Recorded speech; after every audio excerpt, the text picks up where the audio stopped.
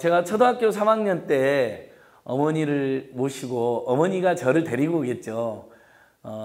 어떤 놀이공원을 갔는데 그때 어머님이 화장실 앞에 줄을 길게 서는 걸 봤어요. 제가 기억이 지금도 생생해요. 그래서 어머니 빨리 집에 가고 싶은데 이렇게 줄을 길게 서 계십니까? 여자들은 화장실 좁아서 이렇게 줄을 서야 된다고 그러는 거예요. 그래서 제가 어머니 진짜 누가 저 공중화장실을 만드는지 모르는지 이해가 안 됩니다. 남자들은 입변기에서 대충 빨리빨리 하고 나오고 여성들은 오래 걸리던데 여성 화장실을 훨씬 더 넓게 지어놨으면 우리 어머니나 누님이 줄 선 일이 없을 텐데 하고 제가 막 말도 안 된다 막 항의했던 기억이 나요. 그래서 초등학교 3학년 때부터 엔조의 피가 흘렀다고 생각해요. 진짜로요. 실제 그게 저는 계속 명절 때 휴게소에 여성들이 줄 서는 거 보면서 도저히 납득이 안 되는 거. 누가 저걸 설계했을까? 늘 의문이었거든요. 네, 나중에도 이제 저 뒤에도 나오지만 공중화장실법에 정말 남녀 화장실 면적을 똑같이 짓는 거로 해놓은 거예요. 2002년도에 국가인권위원회에서 그것을 화장실 면적 똑같이 해서 여성들이 계속 줄을 서게 하는 것은 차별이다. 그래서 공중화장실법이 실제 개정됐습니다. 입변기와 남성들의 입변기와 자변기를 합친 것보다 여성들의 자변기가 많아야 되고 일반적으로는요. 사람이 1000명 이상 모이는 많이 모이는 곳에서는 1.5배 많게 짓는 것으로 바뀌었어요. 근데 지금도 줄 많이 서 계세요. 그래서 저희들은 끊임없이 아무튼 우리가 아침에 눈을 떠서 저녁에 주무실 때까지 우리의 생활이라는 게 일단 자 만약에 직업이 있으면 한 분은 근로자 노동자로서 직원으로서 일을 할 것이고 한 2천만 명 정도가 임금 노동을 하고 있고 650만 명은 자영업자를 하고 있습니다. 이분들이 이제 경제활동 인구들인데 그들에게는 월급이나 월소득을 늘리는 정책이 필요하다. 일관되게 저희는 주장하고 있고 근데 그렇게 힘들게 번 돈이 다 어디로 나갈까요? 통계 전부 다 교육비, 주거비, 의료비, 통신, 미자비, 교통비로 6대 식료품비까지 해서 7개로 다 나가는 걸로 되어 있거든요. 그러면 결국 우리가 사는 이 세계에서 좀 살만해지려면 교육비, 주거비, 의료비, 통신, 미자비, 교통비를 대폭 줄여 나가야 된다. 그런 캠페인 일관되게 하고 있습니다. 그래서 최근에도 주택임대차법과 개정운동. 지금 현재 상가는 장사를 10년 동안 할 수 있게 바뀌었어요. 그동안 너무 쫓겨다녀갖고 장사를 못하고 본전도 못 건지는 일이 많아가지고. 근데 어떻게 보면 상가보다 더 중요한 주거는 2년밖에 보호를 해주지 않아요. 그래서 평균 대한민국 국민들은 실제 얼마를 살까요? 세 들어가면 자기 집 없는 국민들 3.5년 정도밖에 못 살아요. 2년에 한 번 나가거나 아니면 마음씨 좋은 건물주를 만나면 뭐 한 번 정도 더 연장해줘서 4년 정도 사니까 한 3.5년인데 독일은 14년 정도를 살아요. 일단 기본적으로 세입자가 한 집에서 길게 살게 해줌으로써 주거비 부담을 상당히 줄여주는 거죠. 근데 일단 그런 전에서 너무 글씨가 적긴 한데 현재 예전에는 참여연대 사무처장으로 일했었습니다만 지금은 민생경제연구소에서 일하면서 경제민주화운동도 하고 그다음에 저도 이제 한반도 평화 통일을 너무 좋아해가지고 통일맞이, 통일음악 모임, 평화 통일 이런 사람들, 평화 네트워크 이런 데 다 한 달에 10,000원씩 내고 있습니다.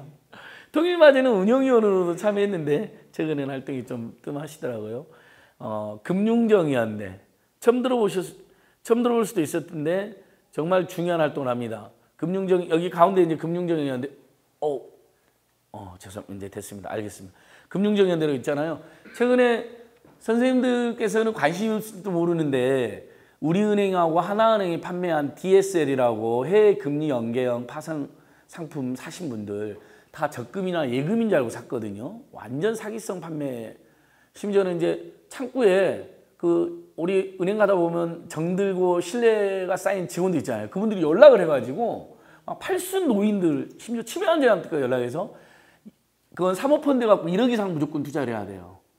이제 최근에 뭐 조국 사태 때문에 사모펀드 우리 국민들이 많이 알게 되셨는데 1억 이상 49명까지 받잖아요. 그러니까 뭐 적금이라고 하니까 1억, 2억 다 투자하신 분들이 지금 199만 원 돼버렸어요. 평생 진짜 힘들게 1억, 2억 했는데 100만 원 돼버렸으면 어떤 심경이 될까요? 저 같으면 가서 확 불을 지르고 막 인질극을 벌여서 내 돈 내놔라 그럴 것 같아요. 옛날 미국에 보면 존 큐라는 영화가 있는데요. 이건 금융 권력의 탐욕은 아니지만 미국이 건강보험이 무너져가지고 빈민들이 의료보험이 안 되거든요. 덴젤 워싱턴이 나온 영화인데 아들이 야구를 하다 쓰러져요. 근데 보험 가입되어 있지 않다고 치료를 안 해주는 거예요, 병원들이. 저소득층 보험 가입이 안 돼 있어. 5천만 명이 보험이 안 가입. 그러니까 병원에 가가지고 의사들을 인질로 잡고 우리 아이를 치료해라. 실화랍니다, 실화. 근데 우리가 모든 범죄 행위를 해서는 안 되지만 그 상황에서만큼은 그 영화를 보는 내내 다들 덴젤 워싱턴으로 마음이 투영이 되는 거예요. 아이가 여기서 치료받으면 사는데 돈을 안 낸다는 이유만으로 죽게 생겼거든요. 거기서 그 부모가 선택할 수 있는 건 아마 많지 않겠죠. 그런 선택을 할 수밖에 없었겠죠. 그런 생각이 들더라고요. 근데 그런 것처럼 대한민국 국민들 여전히 여기저기서 너무나 많이 어떻게 보면 평화나 통일이 민생 문제도 해결해주고 경제도 살리는 길이지만은 여유를 그것이 나를 밥 먹여주냐라는 이런 반론 우리가 많이 지금 접하고 있잖아요. 그 다음에 됐다 그냥 이렇게 살자. 피곤하니 그렇게 하느니 돈 들여서 하느니 이런 문제의식이 든데에도 대한민국 내에서의 민생 경제 살리기나 양극화 불평등 민생구 문제를 해결이 안 되니까 북한에 대한 마음이나 여유가 상당히 줄어드는 것이 저는 악영향을 끼치고 생각합니다. 그러니까 평화운동하고 민생운동, 복지운동은 사실은 굉장히 결이 다른 운동이지만 일면 뒤에도 보시겠지만 무기 대신 복지를 이런 유명한 캠페인 하잖아요. 전 세계 많은 국민들이. 그렇게 복지하고 연결이 되어 있고요. 그러니까 지금 국방비가 40조가 넘잖아요. 근데 여기 대학생이신 것 같아요. 아니요, 죄송합니다. 근데 학생 시절도 있었고 자제분이 대학생분도 있었는데 우리나라 대학의 등록금 총 얼마일까요? 지금 미국 자본주의 천국인 미국도 지금 대학까지 무상교육이 확산되고 있어요. 근데 우리나라에서 무상교육을 하려면 총 얼마가 드냐면 현재 전체 등록금은 14조밖에 되질 않아요. 다 합쳐서. 근데 대학 자체 장학금이 한 3조쯤 되거든요. 11조만 있으면 무상교육을 할 수가 있습니다. 유럽처럼. 미국이 지금 무상교육이 확산되고 있거든요. 버니 샌더스 돌풍 때문에. 얼마 전에 버니 샌더가 발표한 공약은 이겁니다. 전 미국의 모든 대학생 학부모의 학자금을 모두 탕감해 주겠다는 거예요. 이자 탕감이 아닙니다. 원금까지. 그래서 미국에서 엄청난 지금 센세이셔널한 공약이 되고 있어요. 그러니까 4년 전에도 버니 샌더스가 이야기했는데 이번에 더 과감한 공약을 들고 나왔고 그것이 미국 사회에 많은 반향을 불러일으켜서 미국 이미 국공립 대학들 무상화가 상당히 시작됐고 얼마 전에 미국의 뉴욕주 의대라고 하는 유명한 등록금 1년에 1,000만 원, 5천만 원이나 되는 사립대학도 사립대 총장이 직접 신입생 환영회에서 올해부터는 전격 무상교육을 한다. 그걸 이제 기부로 하겠죠. 사립대학은 국공립은 재정으로 하고. 그래서 금융정의연대는 이제 대한민국 또는 우리 남북한에서 우리 남한 대한민국의 NGO 동향 중에 금융권력을 감시하는 그렇게 우리은행이나 하나은행이 사실상 사기성 부정판매로 국민들이 평생 배운 1억이나 2억을 100만 원으로 만들어 버렸잖아요. 그래서 이제 그것을 근데 이명박 정부에 대한 여러 비판이 있지만 저는 정말 이 금융권력의 탐욕을 적극적으로 비호한 것도 큰 문제라고 생각하는데 이런 사기성 부정판매가 여러 번 있었습니다. 저축은행 사태, 우순위 채권부터 시작해서 다 적금에 예금이라 해가지고 돈을 날렸는데 그때 이명박 정부가 정말 듣도 보도 못한 희한한 용어를 하나 가지고 옵니다. 법률 용어가 아닙니다. 많이 들어보셨을 거예요. 불안전 판매. 불안전 판매가 아주 고약한 단어입니다. 언뜻 듣기에 불안전 판매라고 법에는 자본시장 통합법이나 이런 데 보면요. 사기성 부정 판매라는 표현은 나와요. 사기를 쳐서 부정하게 판매했다고 나옵니다. 그걸 하지 말라고 나오거든요. 국민을 속이지 말라고 고객을. 근데 불안전 판매하면 어떤 느낌이 드세요? 불안전 판매. 선생님, 불안전 판매하면 어떤 느낌?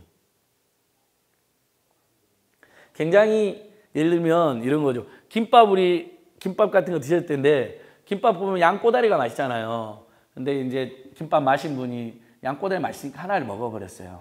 그리고는 이제 포장지에 싸서 우리한테 주는 이런 게 이제 불안전 판매죠. 완전하지 않게 일부 하자가 있는 거. 그러니까 굉장한 사기, 뭐 키코도 들어보셨더니 중소기업들이 대부분 망한 엄청난 충격이 있었는데 엄청난 사기로 금융권력의 사기로 중소기업이나 우리 국민들이 피해를 봤는데 그것을 사기성 부정 판매라고 규정하지 않고 불안전 판매 정도 해서 예를 들면 보상 한 10% 정도 해주고 피해를 몇십억을 받는데 이렇게 넘어가는 겁니다. 고발하면 검찰에서 무혐의. 법원도 그래서 실제 양승태 대법원 파동 있잖아요. 사법 파동에 그 표현이 나옵니다. 키코 사건도 박근혜 정부에 유리하게 우리가 판결했다 이런 식으로 표현이 나옵니다. 정부에 부담 주지 않게 하여 대기업이나 은행에 부담, 이게 그 키코 사건도 적시가 되겠거든요. 근데 그때 그 피해를 본 중소기업들은 몇십억 몇백억의 손해를 보고 다 도산하고 자살하고 감옥 가고 이런 분들이 많습니다. 근데 그것도 당시 이명박 정부에서 불안전 판매라는 표현을 쓴 거예요. 근데 일단 그런 저런 일들을 하는 NGO가 또 생겨서 금융정의연대도 생겼고요. 그다음 아무튼 또 우리 장애인 인권 문제도 제가 관심 많았고 장애인 인권 포럼, 장애인 인권 발바닥 행동 처음 들어온 단체들도 있으시죠. 청년단체, 청년유니온, 민달팽 유니온, KYC. 그래서 민달팽 유니온은 이제 청년 주거권 운동하는 유명한 단체인데 제가 TV나 이제 언론에 이분들 같이 나가면 생물 보존 단체로 아는 분들, 집 없는 달팽이들을 보존하는 청년들의 활동인 줄 아는데 그건 아니고 집 없는 청년들을 위한 활동입니다. 그래서 근데 어쨌든 민달팽이가 집 없는 달팽이들이잖아요. 그래서 사실 지금 20대나 청년들의 불만이 정말 많은 게 얼마 전에도 여론조사를 하나 했는데요. 자꾸 정부에서는 애 안 나니까 애를 출산율이 안 나오면 출생률이라고 그러잖아요. 아이를 낳는 여성의 책임을 묻는 것 같은 표현인 출산율이 아니라 아이가 태어나지 않고 있는 이 기이한 현상, 그래서 출생률이라고 하는데 출생률이 지금 너무 낮으니까 자꾸 출생을 지원해 주겠다 그래요. 아이를 낳으면 얼마를 준다든지, 예를 들면 아동수당 지금 10만 원 주잖아요. 예를 들면 그 다음에 양육수당도 10만 원 줍니다. 보육시설에 안 보내면. 근데 뭐 아동수당이 10만 원으로 아이를 잘 키울 수 있겠습니까? 사실 프랑스처럼 주려면 한 50만 원 줘야 된다고 저희는 주장을 하고 있는데요. 근데 이런 걸 하는데 여론조사에 어떻게 나오는지 아세요? 우리한테 출생 지원을 하지 마라. 청년들 여론 이거예요. 아니 무슨 출생이냐, 살 집도 없는데 주거를 지원해달라는 요구가 훨씬 많습니다. 그 다음에 이 땅에서 일을 하려면 교육을 받아야 돼요. 교육을 지원해달라 차라리. 출생 그 다음 문제인데 순서가 잘못됐다는 거죠. 아니 공부도 못하고 있고 잠도 제대로 못 자고 있는데 무슨 사랑이며 결혼이며 출생이냐는 거 저는 너무 맞는 것 같아요. 그래서 문재인 정부가 뭐 여러 가지 진일보한 정책도 했지만 대학생과 청년들의 교육비, 주거비 지원은 굉장히 취약합니다. 약속한 것도 안 지키고 있어요. 그래서 굉장히 저는 속상하고 최근에 문제제기를 많이 하고 있습니다. 그래서 이런 문제, 저는 또 강동구에 살고 있어서 우리가 더 많은 시민들의 힘으로 결국 여기 계신 선생님들도 다 한반도의 평화나 화해, 민족 교류 협력, 그 다음에 통일을 염원하실 텐데요. 그러려면 더 많은 분들이 그런데 뛰어들어야 되는데 사람들이 예를 들면 평화운동이다, 통일운동이다. 거기에 가입해야만 남북 화해를 지지하는 게 아니잖아요. 일단 뜻 있는 시민 모임이 생기면 다 그런 캠페인은 저절로 같이 하게 되더라고요. 그래서 강동이 제가 강동 사니까 강동 시민연대, 강동 희망 나눔센터, 강동 송파 1인사회 시민연합, 강동 송파 교육희망 네트워크 4개 이제 우리 동네 4개 NGO에 가입되어 있는데 다른 이제 강동 지역에 있는 다른 NGO에서 자꾸 연락이 와요. 왜 우리는 빼고 있냐. 그래서 제가 막 피해 다니는 그런 상황인데 제가 이제 얼마 전에 한겨레 신문에서 한번 인터뷰를 했어요. 그래서 후원하고 있는 NGO가 몇 개가 되냐고 이제 물어봤는데 제가 저 통장에서 뽑아보니까 77개 정도 되더라고요. 라고 제가 NGO를 너무 좋아해서 77개 정도 하고 있다. 그러니까 집에서 뭐라고 안 하냐. 그래서 집에서는 당연히 애기 엄마의 항의가 심하다. 그러니까 인터뷰에서는 비밀로 해달라. 근데 비밀로 해달라 말까지 기사가 나가가지고 애기 엄마 봐버린 거라고. 분명히 결혼할 때 40개까지만 하기로 하지 않았냐. 40개까지는 봐준데 이건 진짜 너무한다. 노후가 불안해서 이제 애기 엄마는 아름다운 가게라는 이제 사회적 기업을 다니는데요. 이제 리사이클 운동하는 데 있잖아요. 노후가 너무 불안해서 집이라도 있어야겠는데 남편은 도대체 관심도 없고 벌어다 주는 돈도 작으면서 이게 뭐냐. 어필을 세게 하더라고요. 근데 옆에 이제 딸이 있었어요. 그래갖고 그래도 우리 딸이 중학교 2학년이니까 이상향에 불타는 청소녀로서 저를 편을 들어줄 것 같아서 이제 따님 이름이 안현영님인데 현영아 어떻게 생각하냐. 아빠는 정말 가난하고 열악한 조건에서 이 땅에 좋은 일 하는 시민단체들 외면할 수가 없다. 내가 집에 엄마한테 가져다 주는 돈 늘릴 테니까 NGO만은 정말 건드리면 안 된다. 너는 어떻게 생각해? 그랬더니 중학교 2학년 정말 그 싸늘한 그 중이병의 전형으로 끊어. 예, 정말 일말의 고민도 안 하고 끊어. 집도 없는 주제에. 제가 엄청난 충격에 빠졌습니다. 요즘 어린 학생들이 매우 실용적이라더니 정말 사실이구나. 그래서 제가 이제 학교 교사들 대상 강의를 자주 가거든요. 진짜 아이들 꿈이 세간에 알려져 있는 것처럼 정규직이나 건물주나 공무원 많이 쓰냐? 실제 많이 쓴답니다.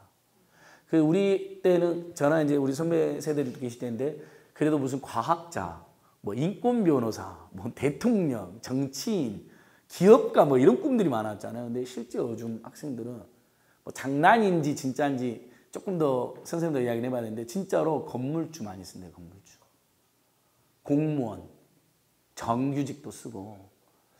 그래서 야 한국 자본주의가 이대로 가는 게 좋은지 걱정은 되더라고요.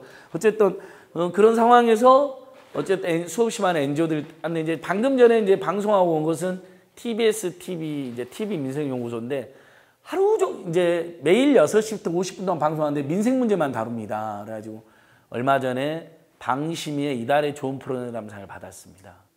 그래서 그러면 이제 NGO들이 하는 일들은 구체적으로 뭐가 있을까? 그냥 좋은 세상이란 건 추상적으로 만들어지는 게 아니잖아요. 그냥 신뢰를 몇 개 들겠습니다. 명절 때 고향 내려오신 분들은 다 아시다시피 3시간, 4시간 걸릴 거리가 10시간, 24시간도 걸리잖아요. 제가 제일 많이 걸린 건 하행선 23시간, 상행에서 15시간 걸려가지고 정말 운전하기도 너무 힘들고 죽겠다는 생각이 든 적이 있었거든요. 그것도 경차로 아이까지 태우고 하는데 너무 답답하고 죽겠더라고요. 근데 고속도로잖아요. 분명히 고속도로니까 우리가 통행을 내잖아요. 일반 도로는 안 내시잖아요. 국민들의 세금으로 인프라를 깔을 때 안 받는데 고속도로는 비용이 많이 들었다는 이유 하나하고 그다음에 고속을 보장해 준다는 이유 하나로 비용을 받기로 유료도로법에 그래 만든 거거든요. 우리가 반드시 고속을 보장해 준다는 전제하에 우리가 돈을 내는 거거든요. 근데 아까 말씀드린 것처럼 23시간 막 15시간 막판에 딱 톨게이트 돈 받으면 진짜 왕 짜증이 나는 거예요. 그래서 저희가 박근혜 정부, 이명박 정부 내내 면제를 폐지해야 된다. 명절 때는 서민들이 안 그래도 돈 쓸 일도 많은데 그때 통행료 면제라도 하면 남도, 경상남도나 전라남도 쪽으로 하는 분들은 한 4, 5만 원 그래도 세이브가 되거든요. 저금이 되니까. 그런 선물을 줘라. 어차피 고속도 아닌데. 그렇게 해서 문재인 정부에서 받아들여졌어요. 그래서 많은 국민들은 이런 제도가 그냥 생긴 줄 알고 계시더라고요.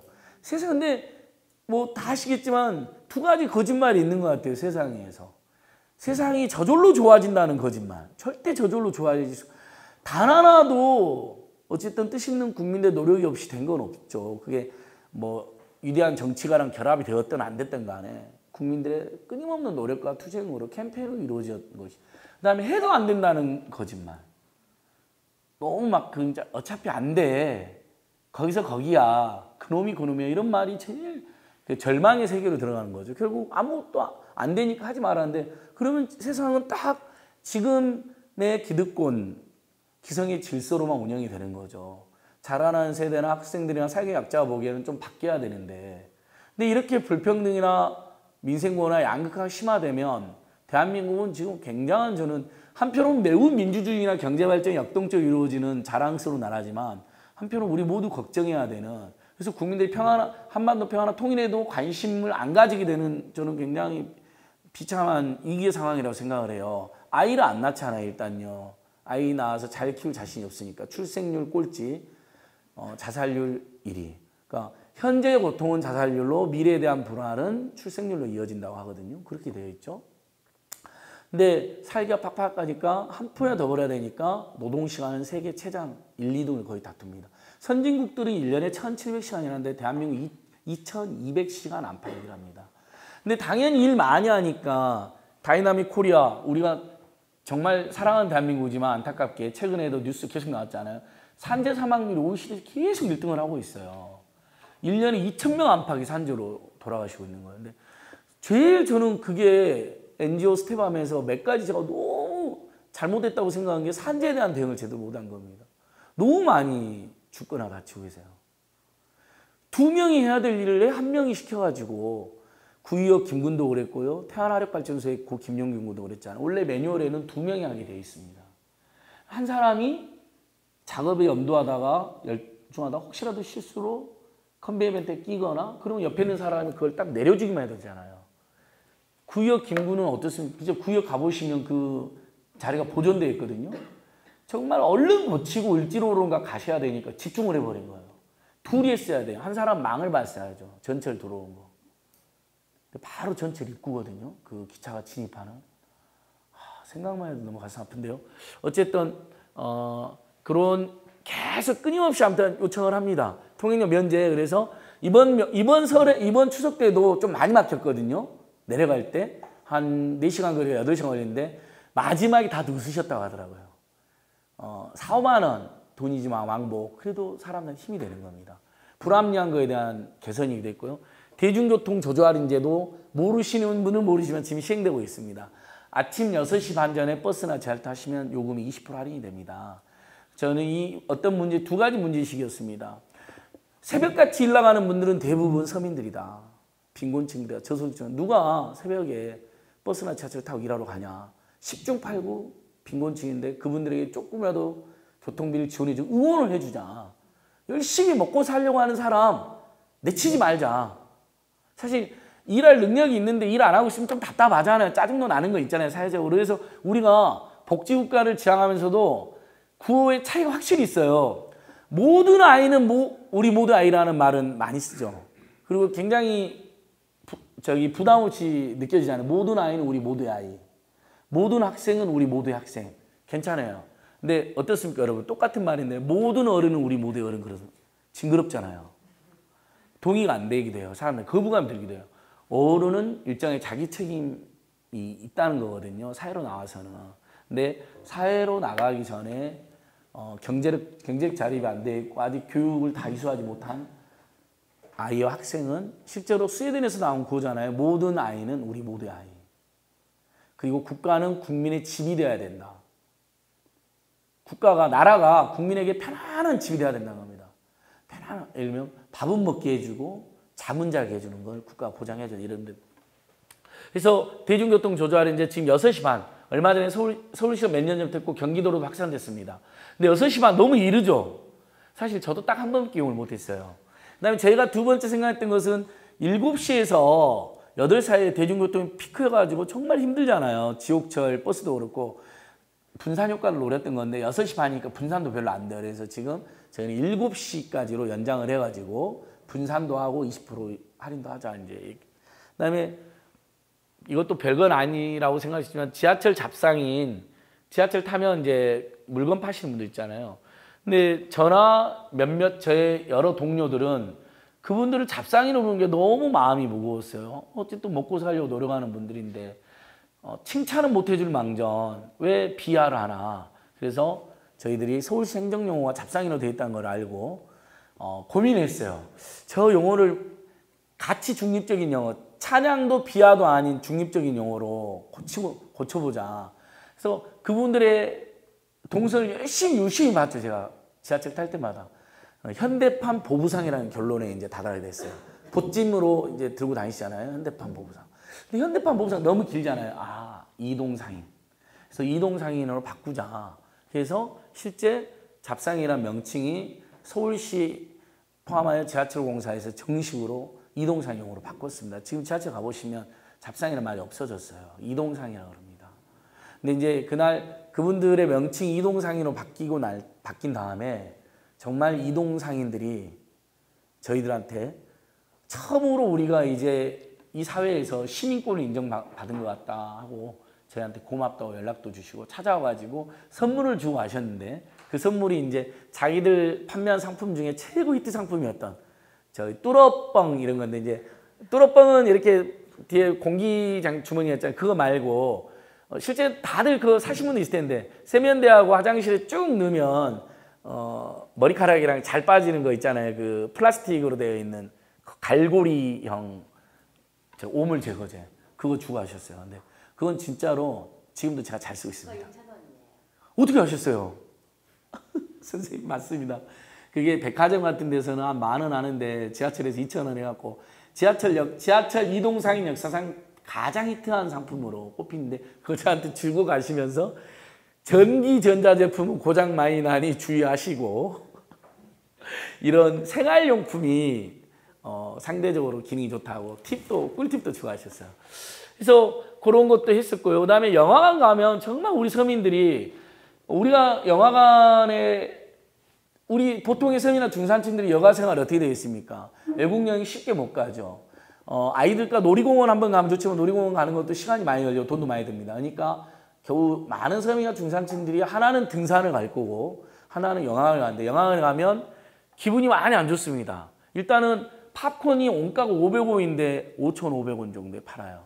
그래서 너무 저희는 풍리가 심하다. 그 다음에 요금이 가격도 다 똑같아. 그러니까 살펴보니까 재벌 대기업 3사가 영화관을 장악을 해버린 거예요. 예전에 서울에만 해도 화양, 명화, 대지 이런 그 재개봉관들도 많이 있었고 동시에 2편 상영하는 영화도 많이 있었고 동네 영화들 많이 있었잖아요. 제 사는 강동구에도 몇 년 전까지만 해도 한일 시네마라는 영화가 있었거든요. 독립영화가 없어졌어요. 그 자리에 롯데 시네마 들어왔어요. 다 CGV하고 롯데하고 메가박스는 중앙일보 그룹 계열이거든요. 그들이 100% 거의 100% 장악해버렸습니다. 다 자기들 계열사의 물건만 팔고 비싸게 받습니다. 그것도. 그래서 저희가 공정거래위원회에 다마폭리로 신고를 해놨습니다. 불공정 행위로. 그러니까 끊임없이 저희는 시민들이 가는 모든 곳에서 벌어지는 어떤 부조리나 불합리. 이제 이 밑에는 이제 통신비 인하 운동한 거. 그래서 혹시 65세 이상 선배님 계실까요? 선생님 계실까요?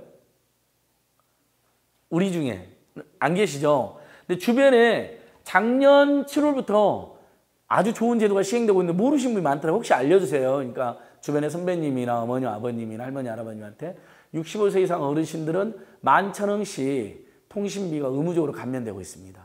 그전에는 장애인들하고 극빈층한테만 감면이 되고 있는데 저희가 국민들 모두한테 기본료 11,000원을 폐지라고 주장을 했는데 통일삼사가 그걸 거부해가지고 그러면 타협책으로라도 일단은 어르신들이 통신비 부담이 너무 커서 통화도 제대로 못하고 있다. 11,000원이라도 감면해달라 해서 작년부터 의무적으로, 이건 선택이 아니에요. 법률적으로 법에 의해서 의무적으로 해야 돼요. 다만 당사자 신청해야 돼요.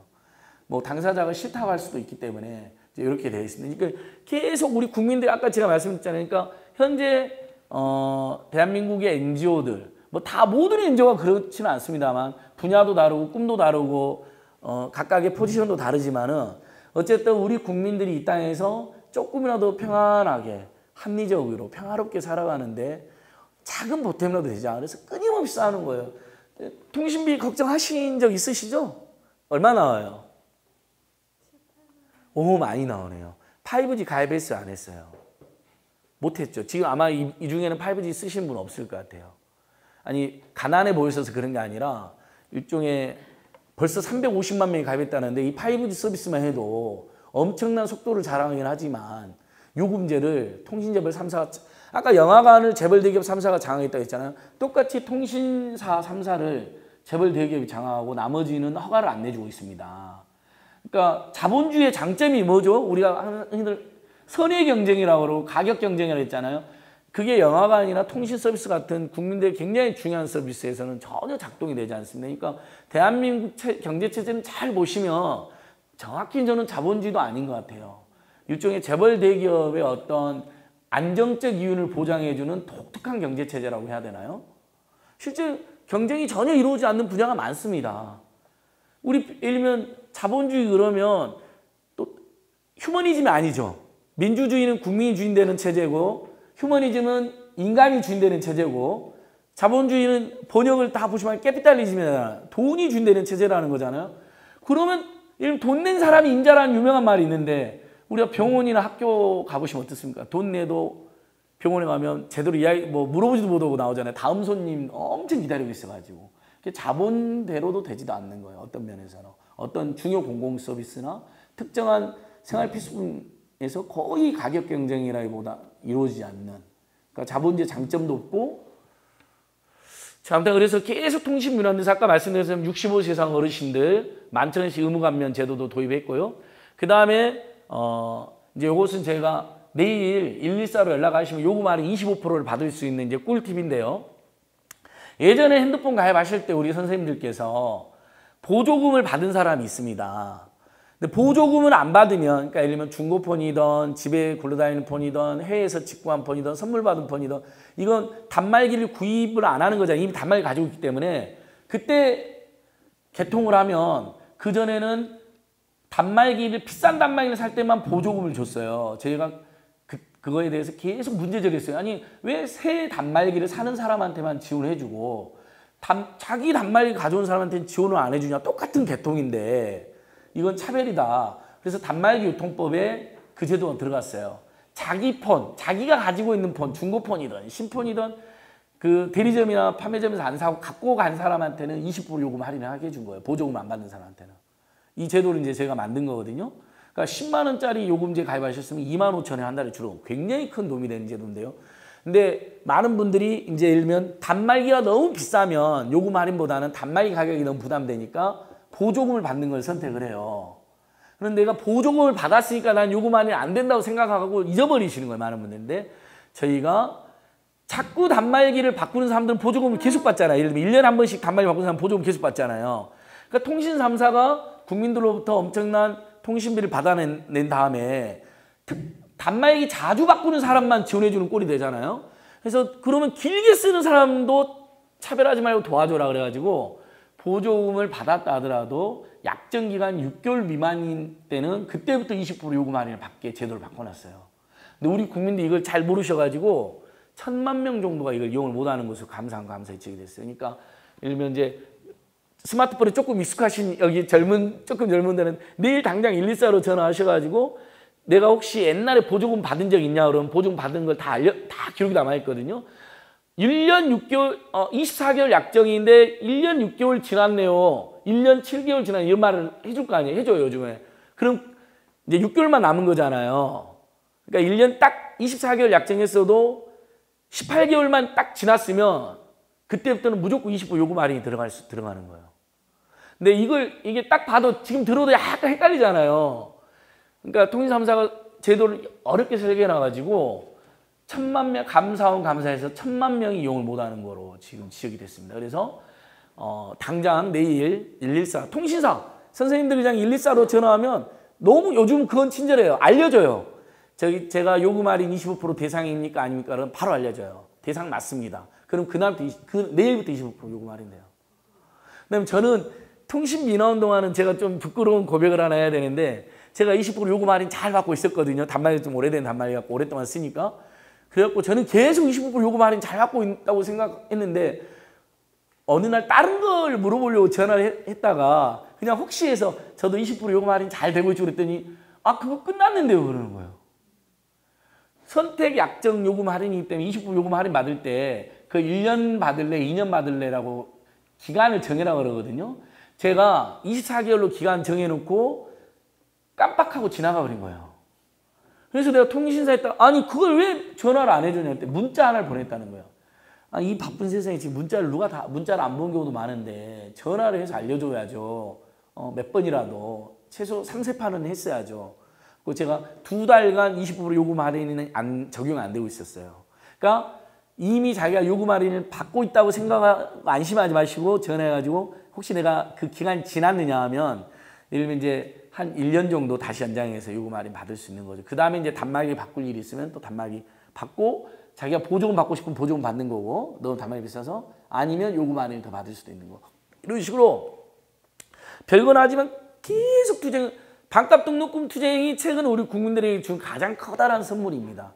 진짜 엄청난 제도가 바뀌었는데 제가 보여드릴게요.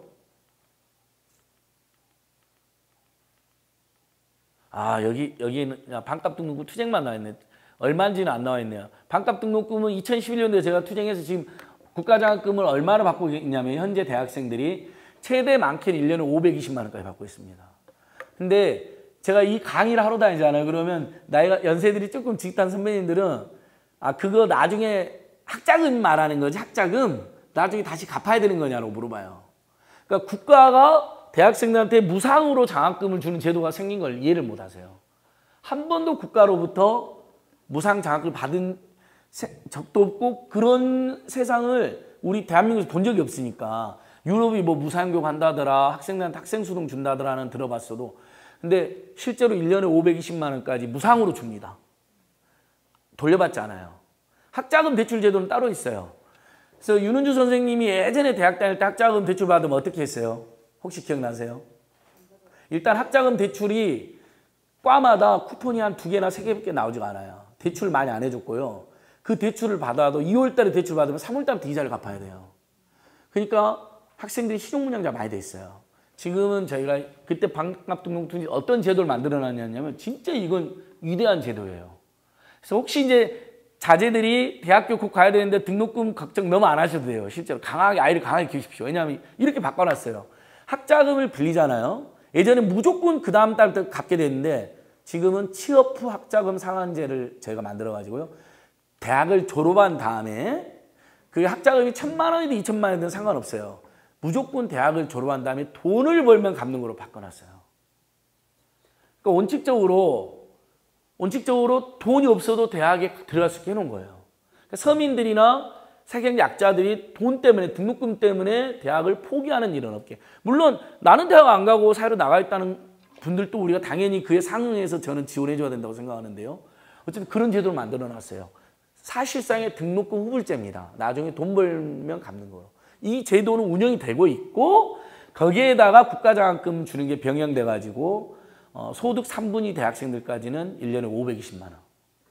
엄청난 돈이죠. 등록금 1,000만 원 시대에 520만 원이면 정말 저는 한 번도 국가장학금 받아 그때는 국가장학금 제도가 없었으니까 저희가 이제 주로 받았던 장학금들은 FM 장학금, 파더 머더 장학금. 어머니 아버님 죄송합니다. 정말 성적 장학금도 한번 제대로 못 받아보래. 그래서 그러니까 지금 대한민국이 여러 가지 과도기 있고 긍정적인 것도 있고 부정적인 최근에 아무튼 북한 지금 평양에서 축구하는 거 하나 생중계 못하는 이런 황당한 상황도 있고 뭐 최근에 또 조국 장관 논란으로 굉장히 극심하게 곳곳에서 사람들이 피곤하게 토론을 해야 되는 뭐 이런 상황도 겪긴 했지만 한편에서는 국민들께서 잘 모르기도 하고 아는 분은 있지만 모르는 분도 있긴 하지만 이런 변화들이 세상에 저는 굉장히 놀라운 변화라고 생각해요. 친환경 무상급식은요. 대한민국 복지국가를 위한 포문이긴 했지만 실제 비용으로 치면 한 달에 5, 6만 원의 급식비를 지원해 주는 거기 때문에 비용이 작습니다. 서민 가게에 도움이 되긴 되죠. 하지만 1년 520만 원에 비하면 아무것도 아니잖아요. 최대 520만 원까지 지원되고 나머지 등록금에 대해서도 학자금을 빌려가지고 나중에 돈 벌면 갚는 거로 바뀌었다는 겁니다. 그러니까 최소한 대학에 대한 서민들의 어려움은 많이 해결이 된 거죠. 근데 문제는 쓸데없는 성적 기준하고 소득 기준이 있어가지고요. 대학생의 46%는 한 푼도 못 받고 있습니다. 54%만 받는 거로 나왔어요. 그래서 저희는 성적 기준이나 소득 기준을 완화해가지고 더 많은 대학생들이 받아야 된다 이런 캠페인 계속하고 있습니다. 그러니까 제가 아까 모두에 말씀드린 것처럼 대한민국이 진정한 평화국가나 복지국가가 되기 위해서도 사람들이 민주주의나 평화가 우리가 먹고 사는 문제를 해결해주고 불평등 양극화 민생 문제를 해결해준다는 믿음을 줘야 된다. 그러기 위해서라도 그러면 면밀하게 서민들 중산층의 삶을 분석해보자. 세계 최장 노동시간을 통해서 돈을 벌어가지고 그걸 다 어디다 쓰고 있느냐. 통계청 통계 진짜까지 잡힌다고 그랬잖아요. 이자비, 아까 이제 금융정의연대를 제가 굳이 말한 것도 이자비는 엄청나게 내고 계세요. 가계부채가 1,500제가 되잖아요. 그럼 당연히 이자를 많이 내지 않겠습니까? 집집마다 최소 20만 원에서 50만 원 사이 이자를 내고 계십니다. 평균적으로요. 그러니까 돈 벌면, 그러니까 최저임금 오르고 중소상공인들 신용카드 가맹점수로도 대폭 인하돼서 소득 좀 오른 조치가 있어도 바로 내수가 활성화되지 않는 비밀이 거기에 있는 겁니다.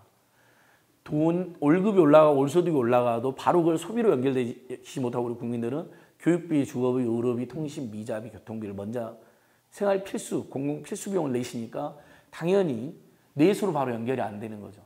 그러니까 예전에 미국이 대공황이라는 엄청난 사태를 경험했을 때 루즈벨트라고 하는 미국 역사상 가장 위대한 대통령 평가받는 지금도 미국 국민들이 가장 존경하는 대통령 1, 2등 다투는 분이 나타나가지고 뉴딜이라는 걸 하면서 우리 이제 사회책에도 나오잖아요. 고등학교 때 막 테네시강 유형 막 개발을 막 하고 계속 노동자들에게 일자리를 엄청 주고 월급을 엄청 올려주는 정책을 했습니다. 그때 뭐 최저임금을 넘어서 적정임금을 줘야 된다.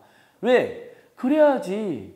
어차피 부자들은 소비 스타일이 거의 평균적인데 서민들이나 중산층들은 월급이 늘어나고 복지수당이 늘어나면 그걸 소비로 늘리니까 내수 활성화해서 결국 대공황의 원인인 공급 과잉, 기업들이 엄청나게 물건을 만드는데 아무도 서민들이 힘들어갖고 노동자들이 힘들어갖고 아무도 안 사니까 결국 대공황이 발생한 건데, 그래서 결국 노동자 서민들의 구매력, 소비력을 늘려 대공황을 극복한 것은 이건 진보 중도 보수할 것 없이 누구나 인정하고 있는 실사례거든요. 그러니까 특히 국민의 다수인 노동자나 서민들 중산층의 가계에 소득을 올려주는 방법은 두 가지죠.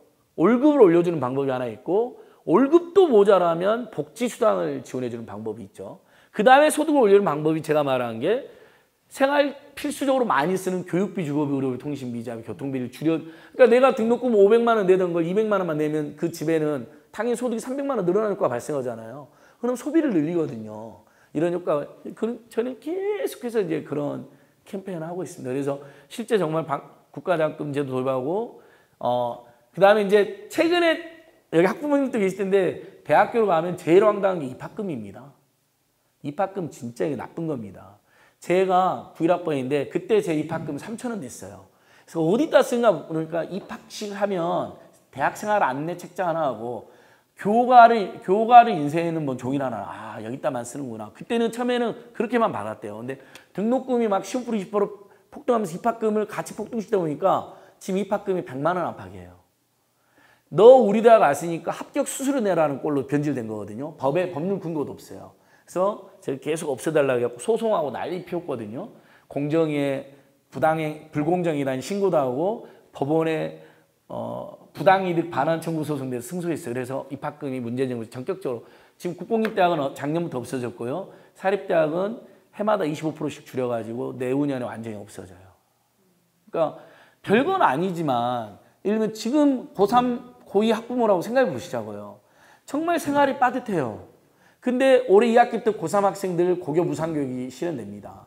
1년에 160만 원입니다. 등록금이 고등학생. 그 160만 원, 그러니까 한 달치 최저임금 가까운 비용이 소득이 늘어나는 효과가 발생하죠. 그리고 입학금이니 등록금이 엄청나게 피곤했는데 입학금이 없어졌어요. 100만 원 안팎이. 이게 서민 가게는 엄청난 도움이 되는 거잖아요. 이런 것들을 선생님들 중에 이미 알고 계신 분들도 계셨을 거예요. 하지만 처음 들어본 분들도 계셨을 거고, 알았어도 당연히 정부가 그냥 알아서 하는 정책이라고 생각하는 분들도 계셨을 거예요. 하지만 그 모든 정책적 변화의 개선에는 끊임없이 교육단체들, 시민단체들, 민생단체들, 소비단체들이 계속해서 요구하고 캠페인하고, 제가 이제 아까 핸드폰 이야기 하나만 더 해주시면요. 추억 속에 요즘은 이제 발신자 필서비스 다 하잖아요. 이제 발신자 뜨잖아요. 선생님 혹시 옛날에 발신자 필서비스 요금 낸 적 있으세요? 없어요? 얼마 냈어요? 아니, 한 달에. 발신자 뜨는 거. 정확히 2,000원씩 내셨어요. 진짜로요. 그 정말 그냥 화면에 띄워주는 건데 2,000원 낸 거예요. 근데 SK텔레콤이 처음에 그 서비스를 발표할 때 우리 국민들 그 서비스 너무 좋아한 거예요. 왜냐하면 그게 비로소 뜨니까 진상이나 바뀌신 사람 전화를 안 받게 된 거잖아요. 헤어진 애인 전화도 안 받고 막. 너무 좋은 제도인 거예요. 그 제도가 어쨌든. 근데 SK텔레콤 발표를 3,500원을 받겠다고 발표를 한 거예요. 가만히 있었으면 3,500원 되죠. 근데 저희가 SK텔레콤의 을지로에 사옥이 있거든요. 거기 가서 제가 이제 제 별명이 데모 천재인데 죄송합니다. 데모 좀 했죠. 어떻게 3,500원이나 받냐. 말도 안 된다. 그 화면에 그거 띄워주는 거 그게 그렇게 들 리가 없다. 그래서 도입을 2,000원을 했어요. 근데 2,000원도 계속 우리가 보기엔 부당한 거예요. 그래서 또 한 3년 돼 보니까 1,000원으로 인하하더라고요. 이제 기억하실 거예요. 1,000원을 인하했어요. 그 다음에 몇 해 지나서 전격적으로 폐지했죠. 문자 메시지도 처음에 30원씩 받았거든요. 문자 메시지도 원가가 거의 안 된다는 내부 제보자의 제보를 받고 언론에 제가 그걸 공개한 다음에 이제 이슈 파이팅 하는 거죠. 언론에 공개. 문자 폭리다. 원가 거의 안 된다. 30원이나 받을 이유가 없다. 사실 부가세까지 33원을 받은 거거든요. 그럼 조금이라도 인하해라. 요금을 받지 않고 그래갖고 5년간 캠페인해갖고 겨우 10원 인하해갖고 20원이 된 거예요. 근데 그 10원이 작은 돈 같지만 서민이나 특히 돈이 없는 학생들, 특히 학생들 문자 많이 보내니까 지금 다 카카오톡 하지만 다 문자하지 않았습니까? 엄지족이라고 해가지고. 자, 하루에 100통씩 문자를 막 보내고 그랬거든요. 옛날 학생들. 200통씩. 100통, 200통만 계산해 보세요. 10원이면 1000원, 2000원이잖아요. 그러면 한 달이면 얼마입니까? 최소 3만 원에서 6만 원까지 됩니다. 작은 돈 진짜 아닙니다. 저희가 통신 재벌 3, 4호 쌓인 곳 중에 제가 제일 잘했다고 생각하는 하나 더 말씀해 드릴게요. 예전에 음성통화, 어머니 혹시 기억나세요? 선생님, 통신, 음성통화 옛날에 통화료 어떻게 냈어요? 1초당 내셨어요? 10초당 내셨어요? 이제 잊어먹으셨겠지만 통신 재벌 3사가 얼마나 고여갔냐면 세상에 이제 시골 어머니한테 우리가 전화하면 어머니들 그러잖아. 야 이놈아 전화비 많이 나와야 하고 얼른 끊었는데 11초, 21초. 어머니는 그 9초라도 아껴서 21초 만에 끊었는데 10초당 과금을 한 거예요. 30초 요금이 나왔어요. 그렇게 해서 통신 3사가 1년에 벌어들인 부당 수익이 9천억이었습니다. 엄청나죠. 그래서 제발 초당 과금해라. 그래서 예전에는 10초당 19.8원이었거든요. 실제 여러분들이 11초만 통화했어도 20초 요금을 냈어요. 지금은 초당 과금으로 바뀌었고 2초 통화하면 19.8, 1.98 곱하기 2만 내니까 완전 합리적으로 바뀐 거죠. 저희들은 이게 별건 아니라고 생각하는 분도 있을 수 있습니다. 하지만 아니다. 실제 서민들에게 도움이 될 뿐만 아니라 그 다음에 결국 우리가 살아가는 사회라는 게 시민과 시민 간에 또 기업이 무조건 나쁜 집단이 아니기 때문에 기업과 시민 사이도 신뢰가 있어야 되는데 일종의 최소한 신뢰를 회복하는 장치다. 뻔히 11초 통화했는데 11초 요금 안 받고 20초 요금을 받는 게 말이 되니까 이렇게 계속해서 그래서 뭐 대형마트 도입할 때는 중소상공인들 다 죽는다 해서 대형마트 SSM 등록제 허가제를 해야 되는데 그건 안 됐지만은 그래도 한 달에 2번은 쉬어서 전통시장 그 대형마트 노동자들도 좀 휴식을 가지고 전통시장 재래시장도 소득이 수입이 올라가게 이런 조치들도 유통산업발전법을 저희가 개정해 가지고 만들었고요. 그다음에 뭐 요거 또 제가 재밌는 거 이야기해 드릴까요? 여기에는 없는데 여기 이제 제가 이제 예전에 참여연대 말고 희망제작소에서 또 했던 캠페인인데 진짜 이건 재밌는 캠페인이에요. 지금 신용카드 쓰시면 여러분들 그 처음에 사용한 장소랑 금액 바로 오죠. 예전에는 그것도 안 알려줬어요. 최소한 그거 알려줘야지 어디서 얼마를 긁었다.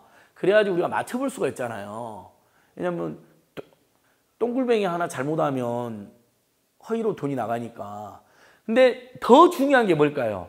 지금 제가 여기 이제 효창교회라는 곳에서 만약에 선생님들한테 커피를 한 잔씩 써가지고 이제 5만 원이 나왔다. 이것도 더 중요한 게 뭐예요? 서민이나 중산층들에게는. 내가 지금까지 얼마 썼느냐가 굉장히 중요하잖아요.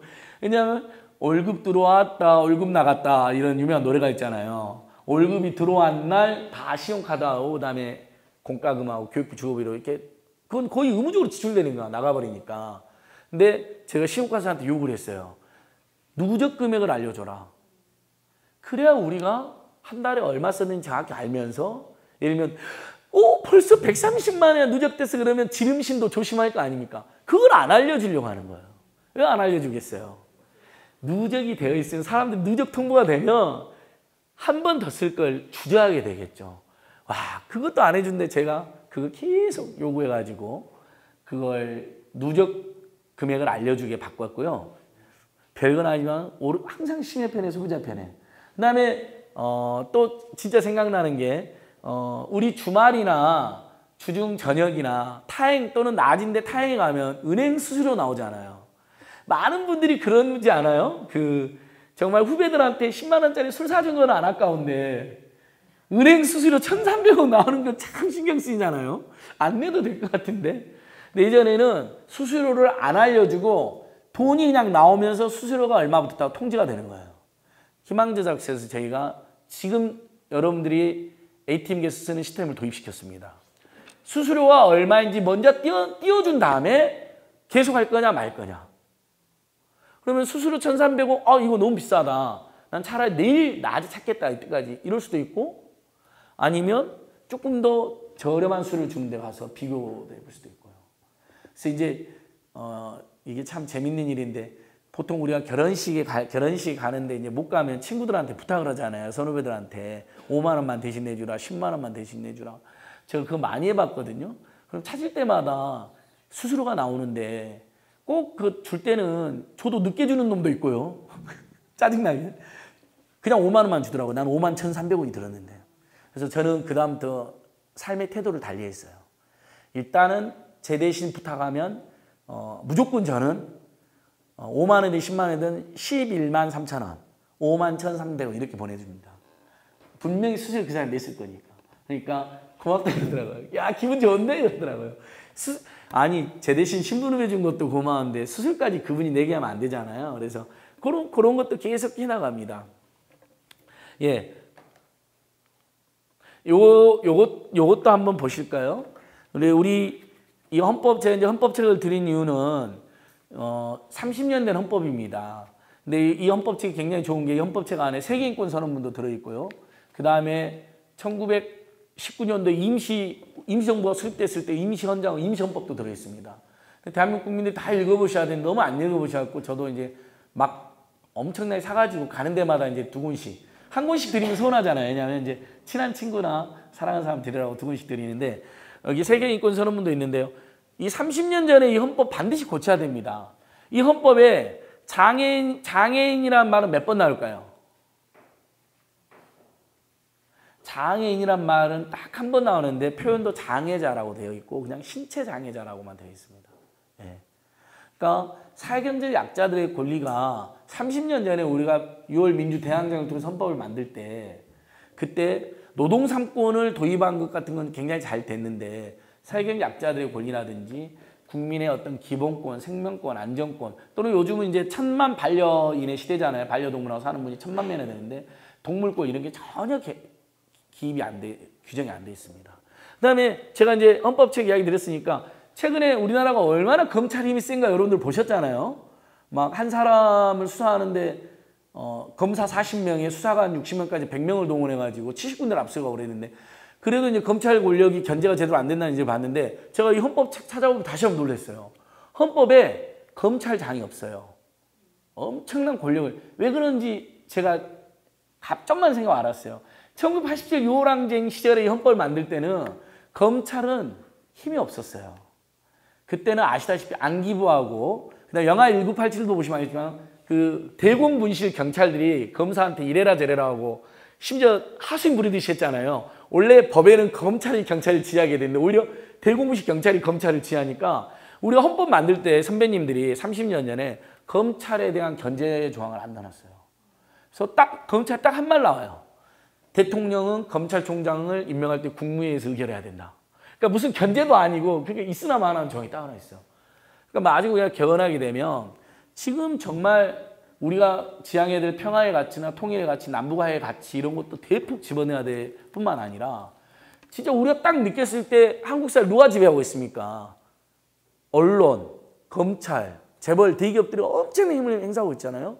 그들에 대한 합리적인 견제 조항이 대폭 들어가야 돼요. 그리고 국민의 기본권, 생명권, 안전권 이런 게 대폭 들어가야 됩니다. 그래서 개헌이 빨리 됐으면 좋겠는데 아무튼 개헌이라는 건 또 쉽게 되는 게 아니니까 어쨌든 문재인 정부의 개헌안, 시민단체들이 발표한 개헌안에 보면 다행히 그런 내용이 많이 들어가 있긴 합니다.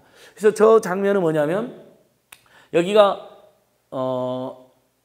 저기 인사동 입구 안국동 5거리입니다.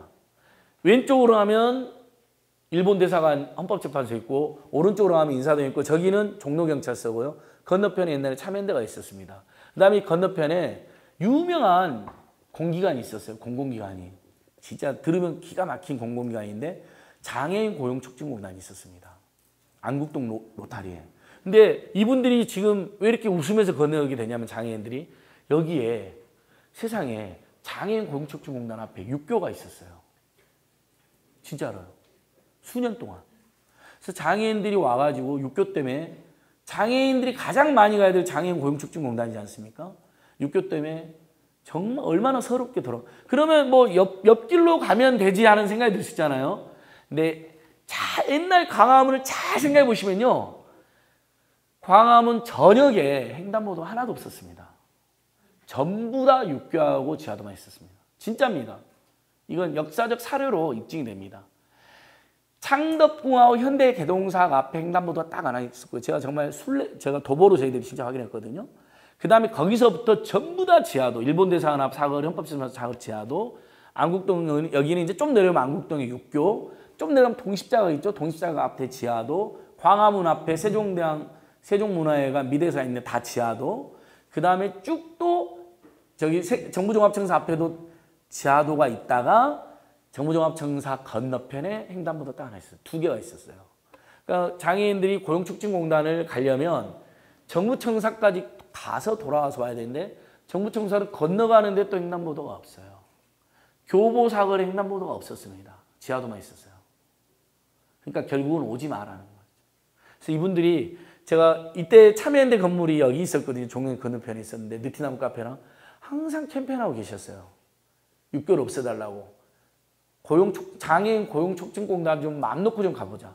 그래서 이분들이 이제 캠페인에서 없애면서 저렇게 기쁘게 건너는 모습입니다. 아까 이제 제가 말씀드린 공중화장실법, 실제 화장실법 저렇게 바뀌었습니다.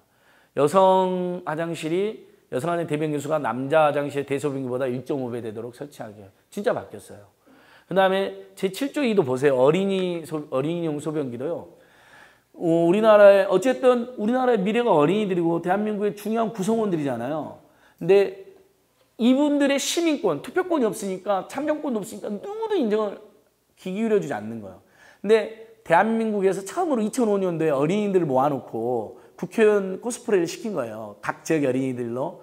그래서 너희들끼리 법을 한번 만들어봐라 그런 거예요. 아동 여러분 법을 한번 하니까 아동들이 첫 번째로 만든 법이 지하철 선반을 낮춰달라는 법이었어요. 자기 손으로 지하철 선반에 가방 올리고 싶었던 거예요. 얼마나 애절합니까? 근데 그래서 제가 취재했거든요, 그때. 근데 어른들이 선발 낮추면 일어서다가 부딪히거나 안 부딪혀도 중압감. 이게 인지공학적으로 지금 지하철 선반 조금만 낮춰놓잖아요. 앉아있는 사람이 위가 부담감을 느껴갖고 못 내렸어요. 대신에 그래서 저희가 지하철 손잡이를 2개씩 내렸습니다. 키 작은 여성들이나 어린이들이 조금이라도 손잡이라도 선반은 높아서 못 쓰더라도 손잡이라도 들고 있으라는 거 했고요. 어린이 국회에서 통과된 2번째 법률이 학교 앞에 병아리를 팔지 말라는 거였어요. 너무나 많은 가슴앓이를 한 거예요. 병아리 샀다가 죽어가지고. 3번째 법이 아동용 변기를 설치해달라는 거였어요. 화장실만 가면 좌변기에서 퐁 빠져버린 거예요. 아이들이. 얼마나 그 변기 그 물 그 느낌 아시죠? 저도 어렸을 때 기억이 나요. 그래서 실제 지금은 공중화장실법에도 보십시오. 어린이용 대변기 설치가 의무화됐습니다. 그러니까 저는 대한민국이 이 땅에 태어난 사람들에게 너무너무 잘해줘야 된다고 생각해요. 국민이 없는 나라는 있을 수가 없잖아요. 어렸을 때 국가가 없는 국민은 없다 배웠는데 정반대죠. 제가 생각해보면 생각할수록. 국가가 없어도 우리는 살아요. 대한민국 어떻게 될지 모르겠지만 이게 예를 들면 무슨 부족 국가가 될지 시족 국가가 될지 어떤 공동체 될지 아니면 바틴가처럼 어떤 중립공화국 될지 우리가 선택할 수가 있는 거예요. 국민 없는 국가는 있을 수가 없잖아요. 그래서 정말 부러운 게 스웨덴이나 덴마크나 영국입니다. 다 우리가 복지국가하고 좋은 나라 만들자면 대한민국이 돈이 없다는 이야기를 합니다. 근데 정말 제가 아까 말씀드렸잖아요. 세상은 저절로 좋아진다는 말 거짓말, 해도 안 된다는 거짓말, 3번째 돈이 없다는 말도 거짓말입니다. 지금 현재 한국 정부의 예산이 얼마나 될 것 같으세요? 조금 늦게 오신 선생님. 반가워서. 헌법책도 제가 2권 드릴게요. 그러니까 대략 그래도. 이제 우리가 이건 알아야 돼요. 지금 현재 중앙정부 예산만 470조입니다. 어마어마한 돈이에요. 내년도 예산은 510조가 넘어요. 잠깐 대학 전체 무상교육 제가 11조면 낸다 그랬죠. 10조면 낸다 그랬잖아요. 내년도에 500조에서 1%가 5조잖아요. 2%만 쓰면 대한민국이 초등학교부터 대학까지 무상교육 가능한 나라가 됩니다. 선진국, 완전 선진국 되는 거예요. 사실상 유럽 같은. 근데 실제 영국 같은 예를 들어봐도 영국이 지금 의사를 공무원으로 만들어놨는데 그 이유가 의사가 돈벌이로 국민들을 대하지 말고 일단 무조건 치료해달라는 건데 영국이 돈이 많을 때 그 제를 도입한 게 아닙니다. 다 아시다시피 영국 2차 세계대전 때 영국의 수상인 처칠이 독일과의 전쟁으로 영국이 초토화가 됐다. 국민들은 목숨을 걸고 조국을 사수하기 위해 싸웠다. 그럼 이제 우리 국가도 제발 국민을 위해서 뭘 해야 될 거 아니냐 하면서 베버리지라는 사람을 불러서 그 유명한 베버리지 보고서를 만들게 하죠. 그 베버리지 보고서에 요람에서 무덤까지라는 복지국가의 이념이 담겨 있습니다. 태어나서 돌아가실 때까지 교육, 주거, 의료, 고용까지 완벽하게 국가가 한번 도와보자. 그러면서 제일 먼저 아픈 사람은 열심히 할 수가 없으니까 무상의료를 도입한 거예요. 돈 많을 때 도입한 게 아닙니다. 스웨덴 세계 가장 살기 좋은 나라 평가받잖아요. 스웨덴 복지국가는 1920년대부터 60년대 사이에 주로 설계가 됐습니다. 그때 수상이 유명한 수상인 갑자기 이름이 어려워가지고 25년간 수상하면서 그분이 설계를 했습니다. 그러니까 많은 국민들이 돈 많은 선진국이 돈이 꽤 많을 때 복지국가를 시행했을 거라고 생각하는데 그렇지 않다는 것. 2차 세계대전이라는 엄청난 시련과 돈이 하나도 없는 상황에서 국가라면 국민을 위해서 최소한 이걸 해야 된다. 그래야 국민들이 더 애국심도 생긴다. 그래서 제가 제일 좋아하는 구조가 아까 모든 아이는 우리 모두의 아이란 말씀 드렸는데요. 그 다음에 이제 의료 문제도 그렇습니다. 실제 제가 보수적인 분들 앞에서도 강의도 많이 보는데요. 정말 저는 고마운 게 대한민국 국민들은 보수적인 분들도 굉장히 따뜻한 마음을 갖고 계세요. 돈 낸 만큼 치료받아야 되냐, 아픈 만큼 치료받아야 되냐면 제가 지금까지 살면서 대한민국에서 단 한 명도 돈 낸 만큼 치료받아야 된다는 분을 만난 적이 없습니다. 전원이 정말 강남의 보수적인 교회에서도 제가 한번 강의받는데 전원이 거기서도 당연히 선생님 강의 중 오늘 마음에 안 드는 것도 많았지만 당연히 아픈 만큼 치료받아야죠. 그건 선생님 말이 맞습니다. 딱 저한테. 그러니까 그래서 지금 우리가 국민건강보장성 강화를 60%에서 70% 향해 가고 있는 겁니다. 더 가야죠. 그래서 국민들이 평가가 모든 행정부처에 대한 평가가 최근 해봤는데 보건복지부가 최근 1등을 했어요. 의외로. 우리는 복지가 부족하다고 지적을 많이 하지만 국민은 그래도 아동수당 10만 원 생기고 기초연금 20만 원, 25만 원 올라가고 옛날에 없던 게 막 생기고 올라가고 그 다음에 요즘은 129로 전화 한 통 자기가 받을 수 있는 복지 서비스 다 안내를 해주거든요. 복지로 홈페이지 129. 그러니까 서울하고 경기도에 있는 120 번호가 굉장히 인기잖아요. 129. 복지는 모두 129로만 전화를 하면 돼요. 그 다음에 어쨌든 예전보다 건강보험 보장성 적용대가 많지 않아요. 지금 옛날에 이제 의료보험 안 된 데 많았잖아요. 근데 웬만한 의료보험 많이 적용되니까 우리 국민들 많이 하는 CT 뭐 이런 데도 다 적용이 되기 시작하니까 피부로 와닿나 봐요. 오히려 평가가 좋더라고요. 일단 뭐 좀 길게 대한민국이 어디로 가야 될까 이야기를 했는데 사실은 이제 우리가 오늘 평화협정과 시민사회 역할인데 저번에 한번 고향에서 이제 평화와 민생경제의 발전으로 저도 강의를 한 적이 있습니다. 근데 이미 대가들한테 이야기를 너무 많이 들으셨으니까 대한민국이 되게 최소 500여 개의 뜻 있는 NGO들이 활동을 하고 있습니다. 근데 지부 조직까지 하고 약간 소규모로 활동하는 조직까지 하면 2만여 개 정도 있는 것으로 추정이 되는데요. 이제 여기는 이제 뭐 평화운동하거나 한 단체 뭐 여러 군데 그냥 모아놨는데 나중에 윤주 대표님 뉴코리아도 넣을까요? 로고 하나 있어요 진짜? 뒤에 나중에 저한테 로고 하나 주십시오. 제가 이따 집어넣겠습니다. 그래서 많은 NGO들 활동하고 있습니다. 대한민국이 돈이 없다는 말은 거짓말이라는 걸 제가 보여주려고 다시 한번 470조나 되는 예산을 올해 내년에는 510조다. 근데 보십시오. 국방비가 46.7조입니다. 너무 많이 씁니다. 저 돈 중에 제가 이제 국방을 하지 말라는 게 아니잖아요. 저는 이상적 무정부주의자가 아닙니다.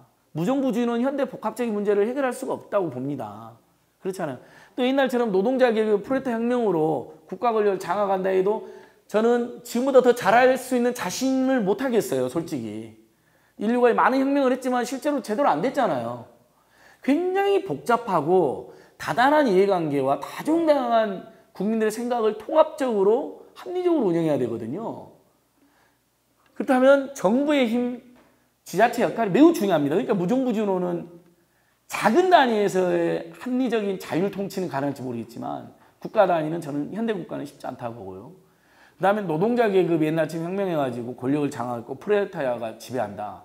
그것도 이 세계화된 경제 체제에서는 굉장히 쉽지 않을 거라 생각합니다. 그렇다면 현재 우리가 정부와 시장의 순기능, 기업의 순기능을 존중하되 역기능을 최소화시키는 것으로 예를 들면 수정자본주의, 사회민주주의 이런 노선을 강하게 할 수밖에 없다. 이런 생각을 해보는데요. 그 조건에서도 국방은 어쩔 수 없이 한다라도 47조는 너무 심하다는 거죠. 아까 말한 10조만 저기서 줄여들어도 당장 초등학교, 대학까지 무상교육이 다 가능한 나라가 된다. 그래서 이런 이제 예산. 근데 우리는 만져본 돈이 다 전세금에서 몇 천만 원이나 뭐 많아봐야 몇 억밖에 안 만져본 분들이 많아갖고 470조라는 게 정말 어마어마한 돈인데 제 관념이 안 쓰죠. 그래서 저는 지금도 저도 돈에 대한 관념이 없어요. 뭐 만져본 돈이 몇 천만 원 정도밖에 없으니까. 근데 예전에 제가 한번 생각해본 돈이 있어요. 1조라는 게 얼마나 큰 돈인가 제가 한번 생각해봤어요. 전두환 노태우를 제가 이제 학살자 처벌 투쟁할 때 전두환 노태우가 조성한 비자금이 4,500억 정도라고 나옵니다. 4,500억. 1조가 안 됩니다. 심지어 그들이 12년 동안 국민 학살하고 기업과 국민한테 삥을 뜯었고 온갖 뇌물 받은 게 1조가 안 되는 4,500억인데 제가 이제 4,500억도 학생들한테 설명을 하고 싶은데 설명이 안 되는 거예요.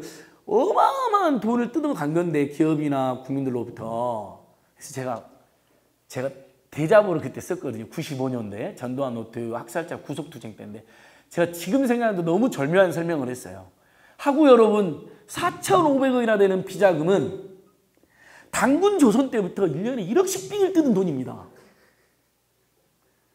한번 생각해 보십시오. 감이 잡히지 않습니까? 정말 어마어마한 부정부패를 한 것입니다.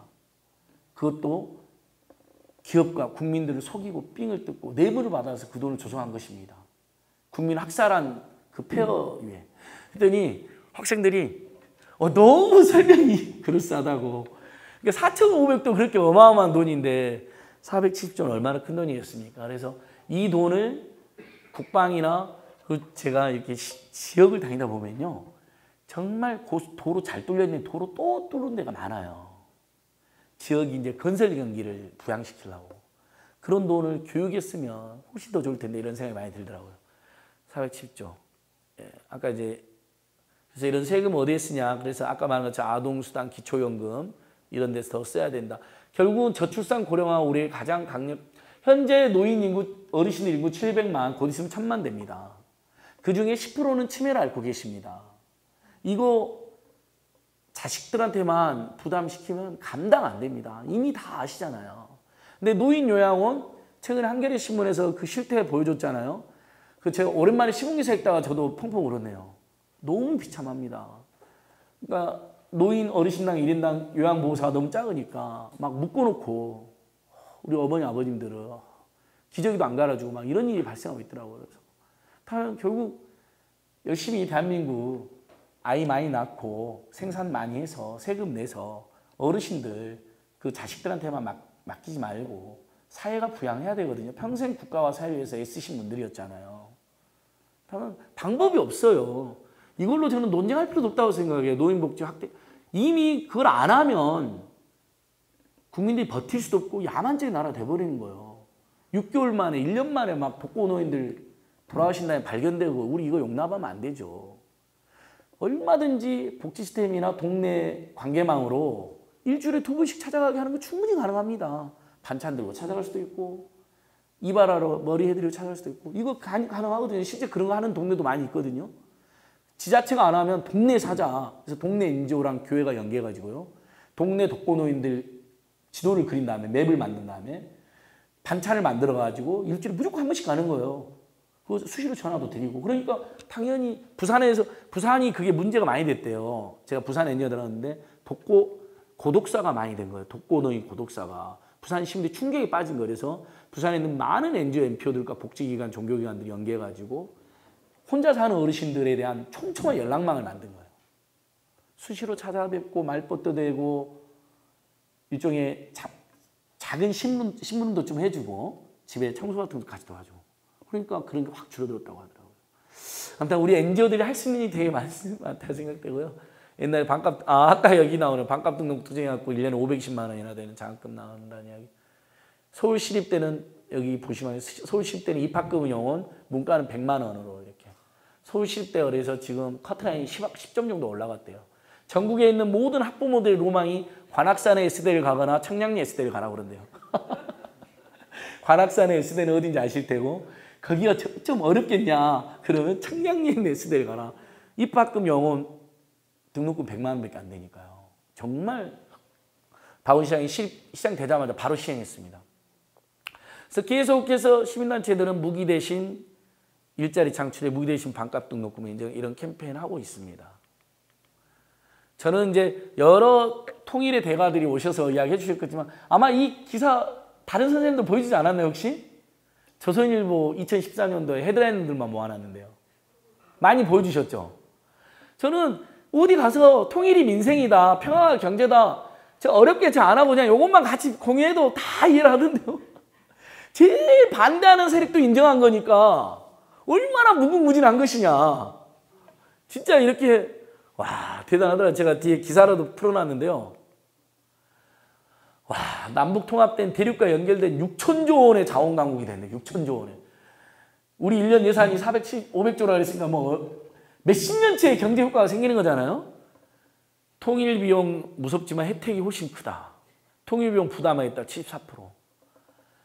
통일된 북과 중 다 연결하는 경제평화 허브된다. 통일한국 스포츠 세계 4강 된다. 북한에 4주만 투입하면 40조를 우리가 벌 수 있다.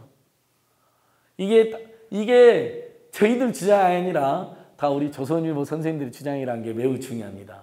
통일은 남북 모두 이익이 된다. 통일 때는 5,000km 세계 최대 산업벨트가 탄생한대요. 와 너무 기가 막힙니다. 너무 좋습니다. 시장경제 안착한 대초원에 무지개가 뜬다. 너무 표현도 너무 문학적이고요. 그래서 우리가 어렵게 남북통일 경제협력의 성과를 어렵게 뭐 여러 연구자들의 연구기관들이 그런 걸 내잖아요. 뭐 얼마 전에 기업은행 보고서에도 뭐 남북경제협력 조금만 더 하면 뭐 GDP 뭐 300조가 늘어난 이런 보고서도 있더라고요. 좋더라고요. 다 좋은데 그냥 저는 조선일보 보고서만 보여줘도 사람들이 충분히 이해를 많이 하시더라고요. 그래서 뭐 칩노저스도 남한과 북한에 엄청난 기회가 오고 있다. 빨리 화해하고 협력해야 되는데 이거 축구 경기도 하나 못 보고 있으니 큰일 났습니다. 근데 가만히 보니까 박근혜 대통령도 통일은 대박이라 했잖아요. 지금 굉장히 저희들을 괴롭히는 나경원 대표도 경제기로 할 때 우리가 원하는 것이 아니라 국가보안법 위반하는 발언을 했더라고요. 경제기로 할 때 우리가 원하는 것이 아니라 북이 원하는 것이 무엇인지 생각해서 만들어가야 된다. 이런 파격적인 이야기를 했더라고요. 네. 종북도 이런 종북이 없죠. 지금 진호 보면. 정말 나경원 대표의 워딩입니다. 제가 몇 번 확인했습니다. 열린 집행이 또 예. 그다음 이제 그렇고 이제 요것 같은 경우는 얼마 전에 KT 통신구에서 불났잖아요. 화재. 그래서 정말 은평구, 서대문구, 용산구, 마포구 4개 구가 마비가 됐거든요. 통신이. 그래서 우리가 이 집약되어 있는 사회에서 얼마나 위험한가. 만약에 자율주행 차였으면 그래갖고 인터넷이 끊어져서 앞차하고 부딪히는 겁니다. 앞차하고 교신이 끊어지니까 무서운 일이거든요. 그러니까 그런 걸 아까 제가 말했죠. 통신재벌 3사가 독과점 상태에서 떼돈을 벌 생각만 했지 안전한 관리에 투자를 안 해서 발생한 일이거든요. 만약에 장애 발생하면 백업이 바로 됐어야 해요. 지금은 그렇게 했어요. 제가 문제 제기해서. 심지어는 이번에 어떤 일까지 했냐면요. 그동안 통신재벌 3사는 통신 서비스가 불통이 되면 통화가 안 된 거에 대한 보상만 해줬습니다. 그러니까 예를 들면 5초가 안 됐다. 그럼 5초 요금 그렇게 계산을 해주고 몇백 원에서 몇천 원만 보상해 줬어요. 근데 이번에는 KT 앞에 제가 대벌기 열심히 했죠. 아니 통화가 안 된 건 무슨 물론이고 그 통화로 먹고 사는 사람들 중소상공인, 자영업자, 꽃배달, 음식배달, 배달앱, 대리 이분들은 하루에서 이틀을 완전히 생업을 종친 거거든요. 그걸 당신들이 배상 안 해주면 안 된다. 그거 믿고 그런 사업한 거 아니냐. 그래서 KT가 처음에는 막 거부하더니 저희들의 의견 합리적으로 받아들여서 하루에 20만 원씩 마포, 서대문, 용산, 은평 4개구의 중소상공인들 중에 KT를 쓴 것이 확인이 된 사람들은 하루 20만 원, 최대 10일 200만 원까지 보상을 해줬습니다. 처음 있는 일인데 저는 이제 이게 나랑 상관없는 일이라고 생각할 수 있죠. 그렇지 않습니다. 왜냐하면 그런 비슷한 피해가 발생하면 우리도 그런 보상을 받을 수가 있는 전례가 처음으로 생긴 것이고요. 그 다음에 KT가 그것 때문에 100억 정도를 썼거든요. 당연히 돈을 쓰게 되면 무슨 말입니까? 사고를 내지 말아야지. 사고 내면 엄청나게 비판받고 돈 들어가니까. 그래서 저희가 대한민국 빨리 집단소송제하고 징벌적 손해배상 제도를 도입하자는 이유가 거기에 있습니다.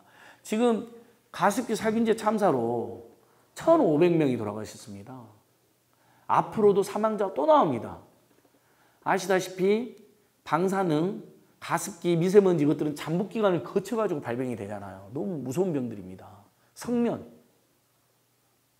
우리 어렸을 때 진짜 지금 정말 나는 대한민국이 정말 안전불감증이라고 생각하는 게 제가 지금도 끔찍한 게 저도 나중에 어떻게 될까 걱정되는 게 우리 어렸을 때 성면 쓰레기에 삼겹살을 구워 먹으면 기름이 잘 빠진다고 기억하시면 성면 쓰레기 삼겹살 많이 구워 먹었어요.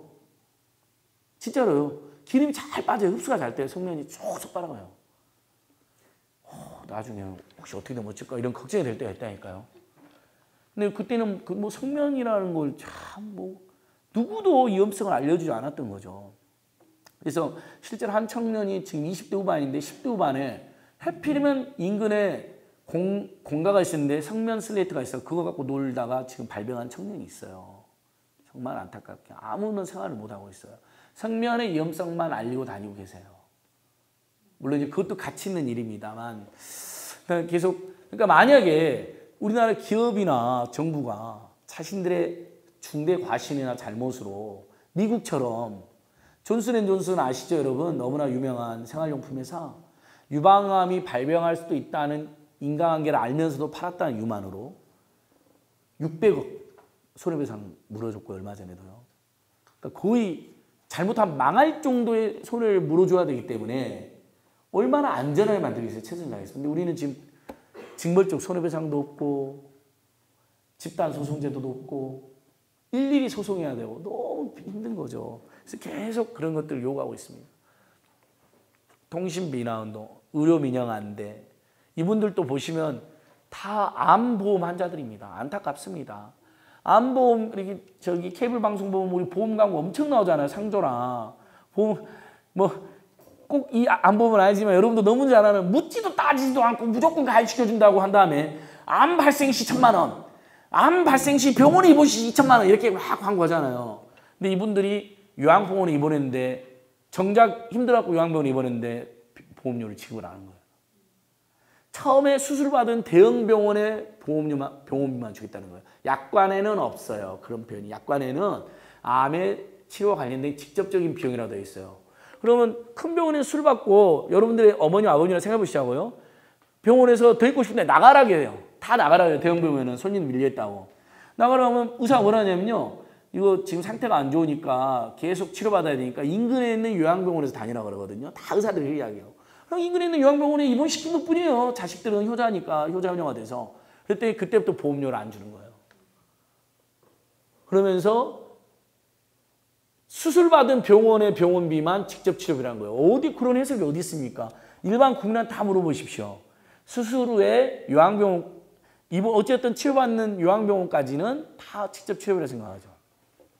근데 우리나라 아시다시피 보험도 다 대기업이 장악을 했잖아요. 힘이 셉니다. 이렇게 암보험 환자들이 이렇게 투정을 하는데도 아직도 특히 삼성생명이 금융감독원이 지급해라고 공고를 했는데 삼성생명만 절반 이상 안 주고 있어요. 저 중에 절반은 삼성생명 피해자들입니다. 참 삼성이 여기저기서 많은 정말 행포를 부린다는 생각이 들더라고요. 이것도 이제 이게 이제 구두 만드는 분들, 텐디, 리소페 하나에 막 30만 원씩 하는 구두들이 이분들한테 여기 이제 구두 만드는 사장님들인데 이분들한테 가는 돈은 7,000원밖에 안 가고 있어요. 30만 원 주고 우리가 사면. 백화점이랑 본사가 다 수수료 먹어요. 일하는 사람 따로 있고 돈 버는 사람 따로 있고 이러면 안 되잖아요. 착취잖아요, 착취. 그래서 이분들이 근데 또 노동자가 아니라 사장으로 만들어놨어요. 노조도 못 만들게.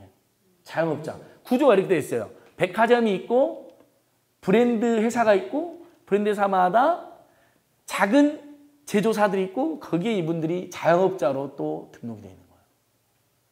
가불병정. 가불도 아니고 가불병도 아니고 가불병정까지. 정말 이런 구조를 다 깨야 대한민국 국민이 행복하겠구나. 생활 속의 경제민주화.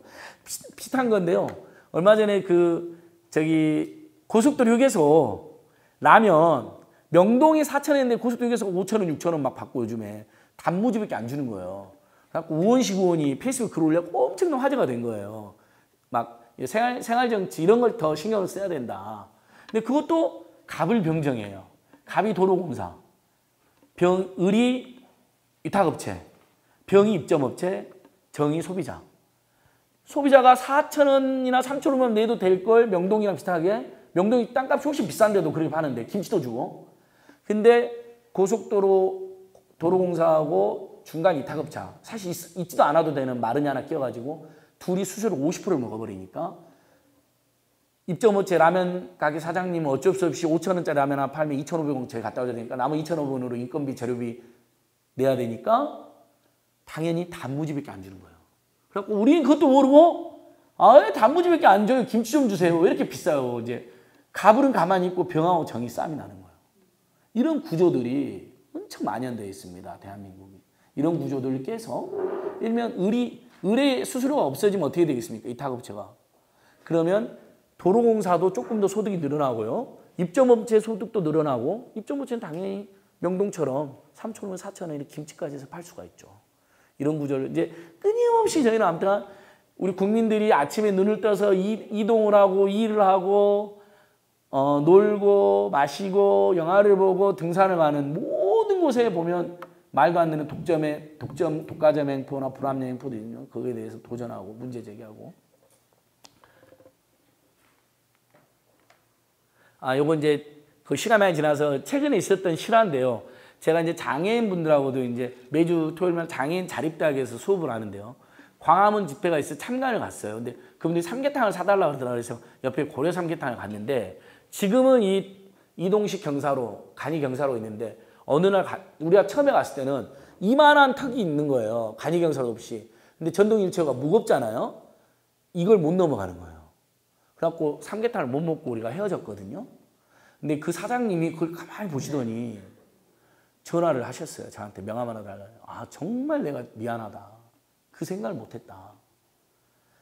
그 간이경사로 같은 거 하나 내가 사놨으면 다 될 건데 내가 안 그래도 사놨다. 꼭 와달라. 그래서 다시 갔거든요. 해놓으셨더라고요. 저거 하나 해놓으니까 그냥 싹 쑥쑥 잘 넘어가요. 얼마 되지도 않잖아요. 저는 우리 교회나 지자체가 협력해가지고 그 식당 앞에 턱에 다 저거 하나씩 사주는 캠페인 하면 좋겠어요. 자영업자들이 본인들이 사면 제일 좋지만 안 된다면 정말 이만한 턱 때문에 그 정말 삼계탕 먹을 권리나 그 인생의 재미가 비장애인들은 아무것도 아닌 저 턱 때문에 장애인들은 얼마나 서럽게 헤어졌던가 그날 참 기분이 안. 근데 역시 그래도 대한민국이 살만한 사회로 느꼈어요. 진짜 저렇게 해놓으셨어요. 고려 삼계탕집에서 너무 고맙더라고요. 그래서 이분들이랑 같이 TV 민생연구소. 이분을 좋아하는 분도 있고 별로 안 좋아하는 분도 있는데 저분이 시청률 너무 잘 나오니까 TV 민생연구소도 시청률 좀 올라가게 알려달라고 좀 비법을 달라고. 제로페이. 근데 정말 이제 우리나라도 이게 제가 말한 이 시민의 시대라는 게 제가 유인물 나눠드렸잖아요. 코피 아난이 21세기 NGO 시대 시민의 시대로 말했잖아요. 타임지에서도 2006년도 올해의 인물을 YOU로 뽑았어요. 여러분들로 뽑았어요. 타임지는 진보 성향의 매체가 아닙니다. 참고로 중도 성향의 매체예요. 중도 보수성향의. 근데도 타임지도 세계 민주주의를 연구하다 보니까 이제 세계의 인물은 엘리트들이나 권력자들이 아니란 거예요. 일반 시민들, 평범한 국민들이 주도한다. YOU. 2006년. 2011년 프로테스터.